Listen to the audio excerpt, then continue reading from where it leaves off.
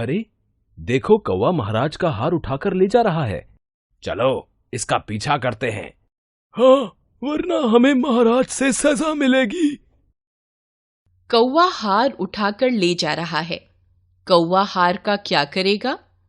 सैनिकों ने सारी घटना को देखा और बोलकर तथा सुनकर एक दूसरे की बात समझी और समझाई। अपने विचारों को समझाने और दूसरों के विचारों को समझने का यह साधन भाषा कहलाता है। भाषा वह साधन है जिसके द्वारा मनुष्य अपने भावों और विचारों का आदान प्रदान करता है। पूरे संसार में हजारों भाषाएं बोली जाती हैं, जिनमें से हिंदी, संस्कृत, चीनी, मंदारिन, अंग्रेजी, फ्रेंच, जर्मन, अरबी, फारसी, उर्दू, रूसी आदि प्रमुख हैं। हमारे देश में भी अनेक भाषाएं प्रचलित हैं, जिनमें से 22 भाषाओं का उल्लेख तो संविधान की 8वीं अनुसूची में किया गया है। ये 22 भाषाएं हैं असमिया, बंगला यानी बांग्ला, बोडो, डोगरी, गुजराती, हिंदी, कन्नड़, कश्मीरी, कोंकणी, मैथिली, मलयालम, मणिपुरी, मराठी, नेपाली, उड़िया, पंजाबी, संस्कृत, संथाली, सिंधी, तमिल, तेलुगु, उर्दू। भाषा के रूप। हम बोलकर, सुनकर, लिखकर, पढ़कर और संकेतों से अपनी बात कहते हैं। इस आधार पर भाषा के 3 रूप हैं। भाषा के रूप: मौखिक भाषा, लिखित भाषा, सांकेतिक भाषा। मौखिक भाषा। इस दृश्य को देखिए। इसमें ग्राहक और दुकानदार बोलकर और सुनकर अपनी बात कह रहे हैं। इस प्रकार मुख से बोलकर बातों यानी मन के भावों और विचारों को समझाना और सुनकर बातों को समझना भाषा का मौखिक रूप है। मौखिक भाषा ही भाषा का मूल रूप है, जिसे हम समाज में रहते हुए सहज रूप में ग्रहण कर लेते हैं।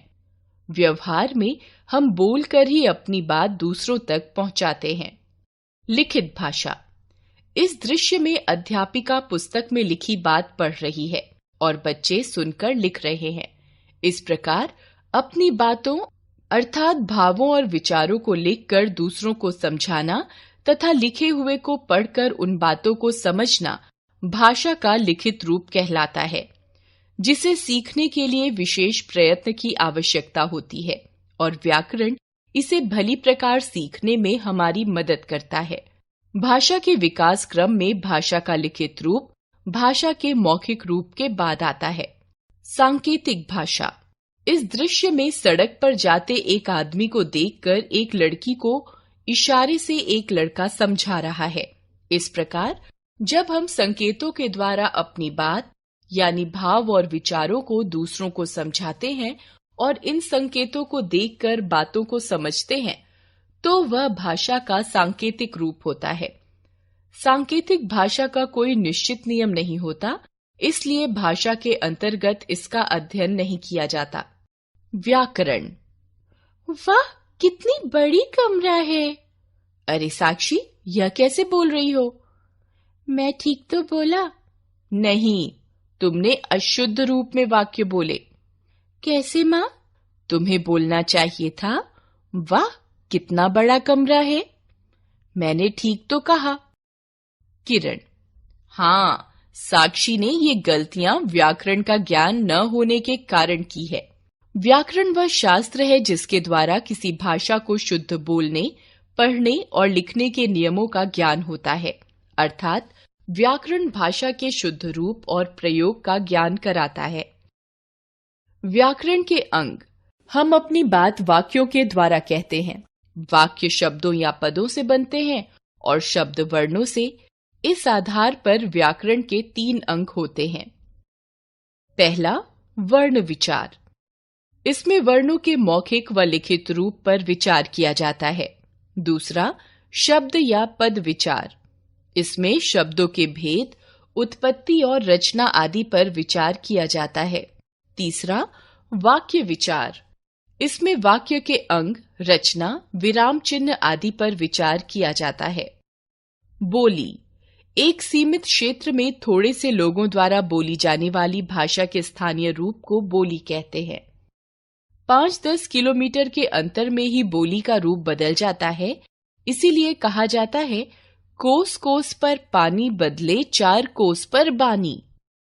अवधी, ब्रजभाषा, खड़ी बोली, बुंदेली, मेवाड़ी, भोजपुरी, मैथिली, गढ़वाली आदि हिंदी की बोलियां हैं। मध्यकाल में आज की खड़ी बोली भी अभिन्न अंग रही अवधी और ब्रजभाषा में बड़ी मात्रा में साहित्य रचना हुई थी, किंतु वर्तमान काल में खड़ी बोली का ही सबसे अधिक प्रचलन है। प्रत्येक राज्य में कोई न कोई बोली प्रमुखता के साथ बोली जाती है, जैसे राज्य बोली उत्तर प्रदेश अवधी ब्रजभाषा, बिहार भोजपुरी मैथिली, हरियाणा हरियाणवी, राजस्थान मारवाड़ी, कश्मीर डोगरी, उत्तराखंड कुमाऊनी गढ़वाली।